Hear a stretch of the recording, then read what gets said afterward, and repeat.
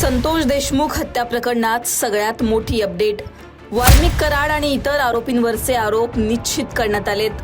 आरोपींचं आता पुढे काय होणार, कोर्टात नेमकं काय घडलं, सगळं जाणून घेऊ. बीडच्या मस्साजोगचे सरपंच संतोष देशमुख यांच्या हत्या प्रकरणाची सुनावणी बीडच्या जिल्हा व विशेष सत्र न्यायालयात पार पडली. संतोष देशमुख हत्या प्रकरणातील ही 23वी सुनावणी होती. 23 तारखेला पार पडलेल्या या सुनावणीमध्ये वाल्मिक कराड आणि इतर आरोपींवरचे आरोप कोर्टाने निश्चित केलेत. या आधीच्या सुनावणीमध्ये देशमुखांच्या हत्येचे व्हिडिओ आरोपींच्या वकिलांना देण्यात आले होते. आज झालेल्या सुनावणीमध्ये न्यायाधीशांनी सर्व आरोपींना आरोप मान्य आहे का अशी विचारणा केली. यावेळी वाल्मिक कराडसह इतर आरोपींनी आम्हाला आरोप मान्य नसल्याचं म्हटलं. वाल्मिक कराड यावेळी पहिल्यांदाच कोर्टात बोलल्याचं सुद्धा समजतंय. नेमकं कोर्टात काय घडलं, ज्येष्ठ वकील उज्ज्वल निकम यांनी नेमकी काय माहिती दिली आहे तेही पहा. अखेर आज न्यायालयाने वाल्मिक कराड व त्यांच्या गँगच्या विरुद्ध आज आरोप निश्चित केलेले आहेत. दिनांक 9 डिसेंबर 2024 रोजी संतोष देशमुख यांचा कट करून संगनमताने आरोपींनी खून केला आणि त्याचप्रमाणे यातील काही पुरावा नष्ट करण्याचा प्रयत्न केला. याला कारण म्हणजे वाल्मिक कराड याला जी खंडणी जो मागत होता ती खंडणी अबाडा कंपनीकडनं मिळण्यास अडथळा संतोष देशमुख यांनी केला. याकरिता त्यांचा खून करण्यात आला अशा रीतीचा सरकारतर्फे आम्ही आरोप प्रस्तावित केला. न्यायालयाने आरोप त्याप्रमाणे आज निश्चित केले. एकूण सगळ्या आरोपींच्या विरुद्ध आज निश्चित करून त्याची पुढील तारीख आता 8 जानेवारी ही तारीख ठेवलेली आहे. आजही आरोपींतर्फे पुन्हा हे आरोपी निश्चितची सुनावणी लांबणीवर टाकण्याचा प्रयत्न झाला.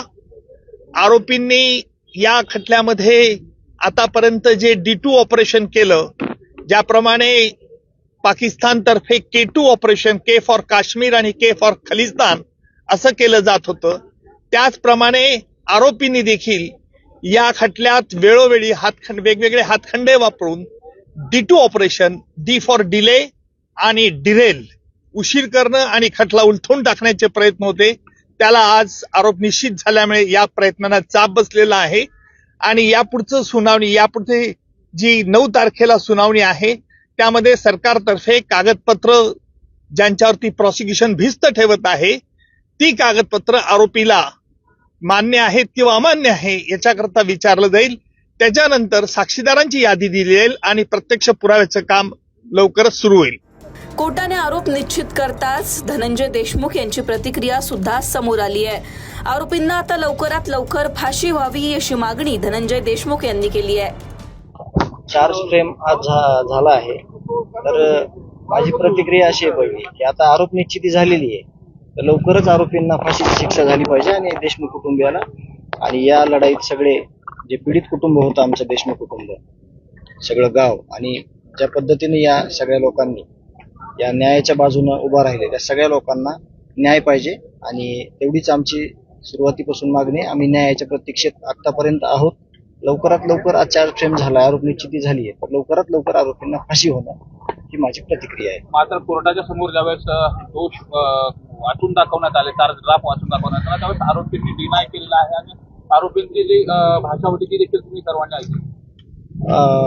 त्याबद्दल मी आतापर्यंत बोललो नाही, मला तसं बोलता येत नाही. जे काही कोर्टात होतंय ते, कारण ते मेरिटचे विषय आहेत, ते सगळे वकील साहेब बोलतात. परंतु ह्याच्यातून एक सगळ्यांना जे काही स्पष्टीकरण भेटलेलं आहे, पत्रकार बंधू सगळे तुम्ही मध्ये असतात, जे माझ्या भावाला संपवलं या आसुरी वृत्तीनं, त्या आसुरी वृत्तीचा कुठंही त्याची बाजू मांडणारे आणि आरोपी ह्याच्यामध्ये कुठलाच फरक नाही. त्या आसुरी आनंद घेण्यासाठी वारंवार वकील बदलून जे काही पेन ड्राईव्ह मागणी करतात त्यांचे ते राईट आहे, मागू द्या. परंतु तो जरी विचार केला निसता, ज्याच्या मनामध्ये हृदय आहे माणसाच्या, त्या माणसाला त्याचा विचार जरी केला तरी ते असं थक्क होतं जे मन. त्या मनाला प्रत्येक वेळेस आमच्या एवढ्या वेदना झाल्या, कारण का प्रत्येक वेळेस नवीन वकील, नवीन पेन ड्राईव्ह ते त्यांचे राईट आहे, त्याबद्दल मला बोलण्याचा अधिकार नाही. परंतु ज्या आसुरी वृत्तीनं माझ्या भावाला संपवलं तेच रिपीट बघण्याचं जे आमचा 8 तास होता, त्याहून ही गोष्ट समजते की आरोपी आणि समर्थन त्यांचे करणारे ह्यांच्यामध्ये कुठलाही फरक नाही. 9 डिसेंबर 2024ला मस्साजोगचे सरपंच संतोष देशमुख यांची निर्घुणपणे हत्या करण्यात आली होती. सुदर्शन घुले, जयराम साठे, कृष्ण आंधळे, प्रतीक घुले, सुधीर सांगळे, महेश केदार या 6 आरोपींनी संतोष देशमुखांना अमानुषपणे मारहाण करत त्यांचा खून केला. यातला कृष्ण आंधळे अजूनही फरार असून इतर आरोपी तुरुंगात आहेत. धनंजय मुंडेंचा निकटवर्तीय वाल्मिक कराड हाच या हत्येचा मुख्य सूत्रधार असल्याचा आरोप त्याच्यावर आहे. पोलिसांनी या प्रकरणामध्ये 1800 पानांचं चार्जशीट कोर्टात सादर केलं. मारहाणीचे 15 व्हिडिओ आणि 8 फोटो आरोपींच्या फोनमधून मिळाले. कोर्टाने आता अखेर वाल्मिक कराड आणि त्याच्या टोळीवरील आरोपींवरचे आरोप निश्चित केले. त्याच्यामुळे आतापर्यंतच्या सुनावणीमधली सगळ्यात महत्त्वाची ही सुनावणी मानली जाते.